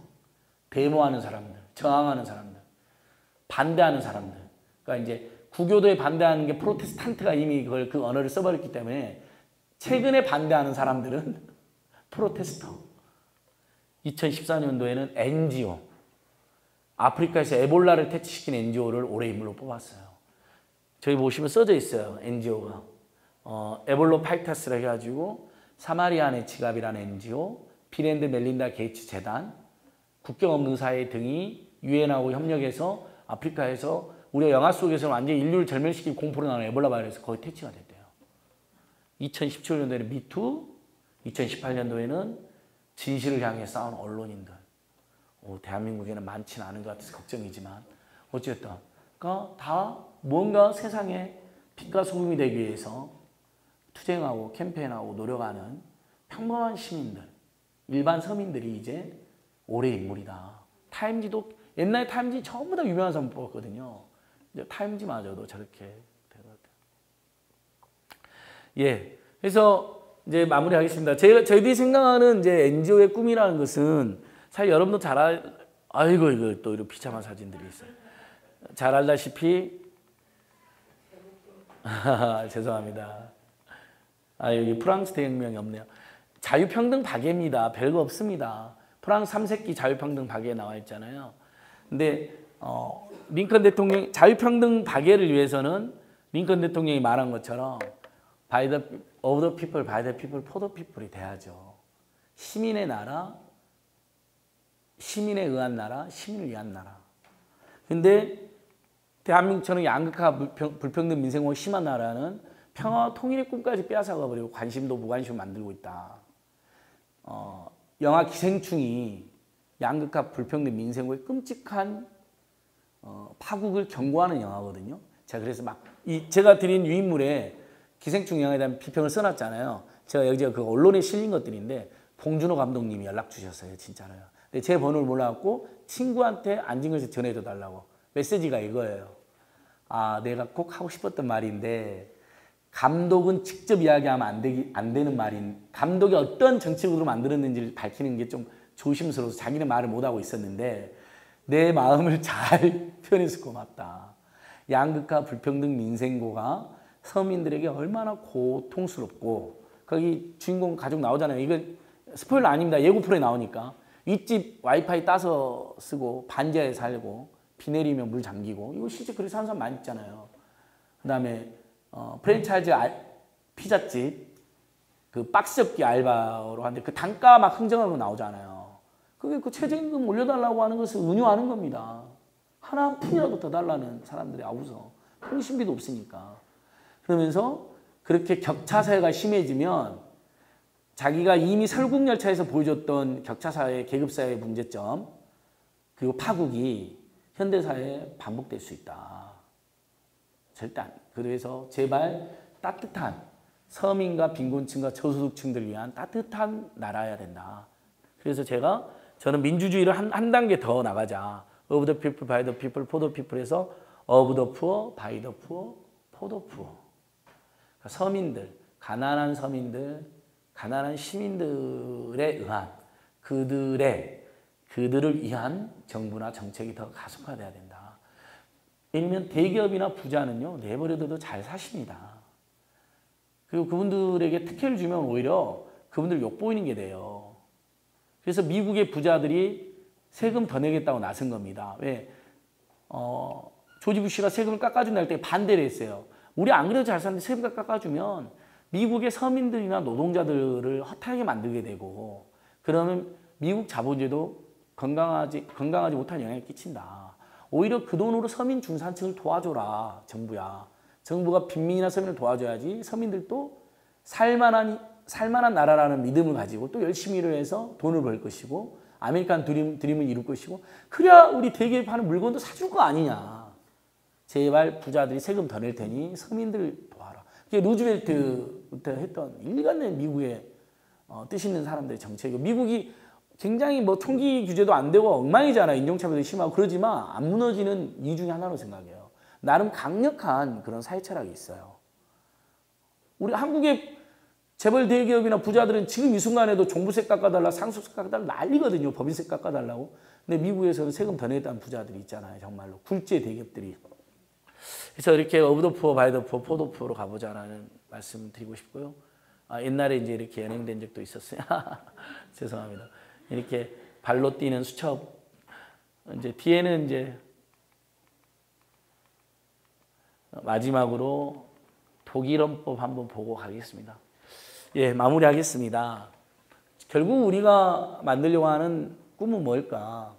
지극히 비폭력 평화는 기본이면서 결국 인간의 존엄성이 완벽하게 실현되는 나라가 아닌가 싶어요. 독일 헌법 1조는 세계에서 가장 아름다운 헌법으로 꼽힙니다. 대한민국 헌법 1조도 멋있죠. 대한민국 민주공화국이다. 근데 독일 헌법은 더 멋있지 않나요? 국가를 규정하지 않고 인간을 먼저 규정합니다. 인간의 존엄성은 훼손할 수 없다. 다 저걸 줄여서 독일에서 인간의 존엄성은 절대적이다라고 합니다. 그냥 독일 헌법 1조 인간의 존엄성은 절대적이다. 국가는 그걸 보장하기 위해서 존재한다. 불가침이고 불가양이다. 침범도 못 받을 뿐만 아니라 불가양, 포기도 안 돼요. 나쁜 짓 하면 안 되니까 인간의 존엄성을 포기하고 엉망으로 살면 안 되니까 우리가 친구들끼리 장난을 해. 야, 인간임을 포기한 놈아. 야, 이 화상아 막 이런 말 하잖아요. 독일 헌법에서는 그걸 금지하고 있는 거예요. 인간임을 포기하면 안 된다. 끝까지 인간으로 인간성을 지키며 살아라. 미국 헌법도 너무 멋있어요. 미국 헌법은 비록 인간의 존엄성을 규정하고 있지는 않지만 불만 있으면 데모하고 집회하고 표현하고 언론해라는 겁니다. 민주주의 사회에서 그게 제일 중요하니까 미국 헌법 1조에 그걸 넣어놔버린 거예요. 그러니까 어차피 민주주의라는 게 현대 사회는 완벽할 수가 없고 정부도 실패할 수 있는데 잘못할 수 있는데 그때마다 자유롭게 언론하고 출판을 하고 평화로이 집회를 하고 권리나 불만 사항을 위해서 데모하거나 청원을 해라. 그래서 미국 헌법 1조는 표현의 자유의 바이블로 이제 평가가 되는 거죠. 우리 나중에 개헌하면 이렇게 한번 만들면 어떨까 싶습니다. 예, 오늘 주제가 평화협정과 시민사회 역할인데 워낙 이제 평화에 대해서는 제가 이미 들었더니 대가들의 이야기를 많이 들으셨잖아요. 그래서 저는 기존에 지금 NGO들이 하고 있는 나름대로 설득력 있는 활동들을 쭉 선생님들하고 공유하면서 우리가 이런 시민단체, 시민모임 예를 들면 민변, 참여연대, 경신같이 큰 모임을 만들 필요가 없습니다. 이제는요. 서초동에서 검찰개혁 촛불 집회 있잖아요. 엄청난 규모로 했잖아요. 아주 작은 단체들이 주도했었습니다. 그전에는 있을 수 없는 일이었거든요. 지금까지 대한민국에 있었던 대규모 촛불 집회는 제가 다 직간접적으로 신문을 했기 때문에 누가 주도했는지를 알아요. 어느 단체들이. 다 큰 단체들이 실무진들 뭐 5명씩 내고 뭐 한 단체마다 몇백만 원씩 내고 모금하고 이렇게 했잖아요. 이번 집회는 시사타파라고 는 작은 유튜브 단체하고 사법개혁 시민연대라고 하는 네티즌들이 만든 자발적 모임에서 주도를 했습니다. 해내잖아요. 물론 이제 그 집회에 대한 평가는 달리하실 수 있습니다만. 그러니까 뭐냐면 다극화되는 사회예요, 우리 사회가요. 누구나 이제 주도할 수 있고 주동할 수 있는 사회 된 겁니다. 마찬가지로 NGO도 그래서 다 옛날에 우리 NGO 하면 꼭 큰 단체, 뭐 사무실 좀 갖춰놓고 막 스태프도 몇 명 있고 뭐 박원순이나 막 안철수나 반김같이 유명한 사람들이 참여하고 아닙니다. 지금은 그냥 친구들끼리 서너시서도 모임 만들 수 있고 학생들끼리 서너시도 만들 그게 NGO고 NPO고요. 그런 단체가 더 많이 늘어나야 되는데 저는 그런 단체가 늘어나면 늘어날수록 당연히 한반도 분단체제에 대한 문제의식을 가지게 될 것이고 이 평화협정이든 한반도 화해나 평화의 흐름에 큰 물줄기에 힘을 보태게 될 거라는 거죠. 굳이 주제가 평화단체가 아니어도 사람들이 모여갖고 이야기하다 보면 이 분단체제가 얼마나 소모적이고 낡고 불필요한 것인가를 깨닫게 된 걸 많이 봐요. 참여연대 회원들 처음에 다 억울한 일이 있어서 모인 사람들 많거든요. 근데 지금 참여연대가 하는 평화원축 행동에 대해서 거의 다 동참합니다. 남북화에 한반도편에 관심 없던 분들까지도 와가지고 계속 참여연대 다니다 보니까 동참하게 되는 힘. 결국 이성의 힘이라는 게 평화하고 통하다는 거죠. 억울한 문제 해결하러 왔다가 결국은 평화운동, 통일운동까지 같이 하시니. 그래서 저는 이제 마지막으로 감히 여기 계신 선생님들이랑 제가 우리 뉴코리아도 더 키우고요. 한편으로. 할 수만 있다면 우리를 중심으로 또는 다른 분을 중심으로 해서 NGO나 NPO를 몇 개씩 더 만들어 가보자. 작은 모임이어도 상관없다. 자기 집이 사무실이어도 상관없다. 일본 분들은 자기 집을 사무실로 하는 NGO가 굉장히 많이 있더라고요. 그렇게 편하게 동네에서 그냥 NGO로 하는 거예요. 그래서 그러다 보면 대한민국의 평화와 화해의 힘이 훨씬 커지지 않을까 이렇게 감히 생각해 봅니다. 오늘 제 이야기 이 정도 마치겠습니다. 고맙습니다.